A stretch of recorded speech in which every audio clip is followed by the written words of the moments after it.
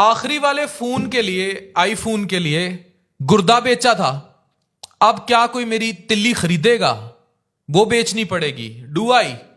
उष्णा शाह ने ये इंस्टाग्राम पर लिखा और फिर उस पर मजाक बनने लग गया, तमस्कर बनने लग गया। पाकिस्तान में ऑर्गन डोनेशन क्या कोई मजाक है? क्या कोई तमाशा है?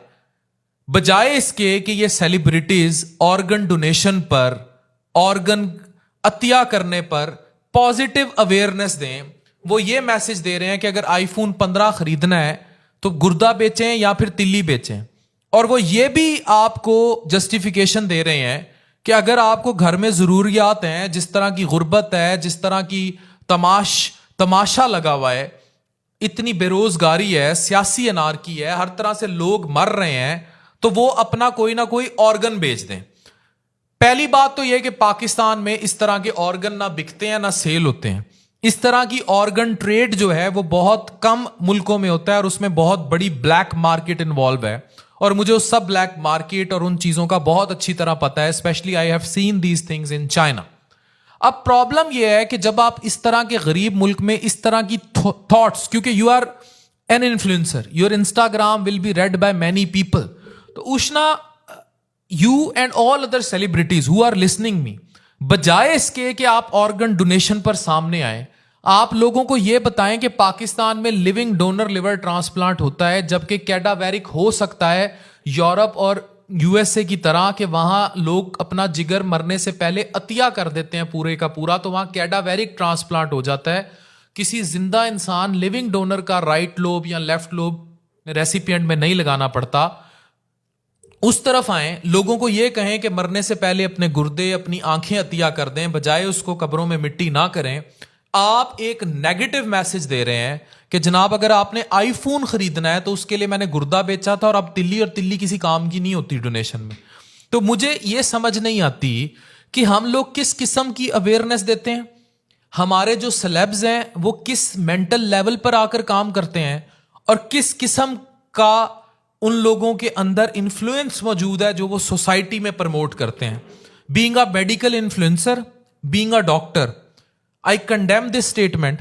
और मैं फिर आपसे कहूंगा कि इस किस्म की कोई थॉट लोगों के अंदर प्रवोक मत करें। मैंने लोगों को देखा है जो आकर अपनी छोटी छोटी जरूरियात के लिए गुर्दे बेचते हैं।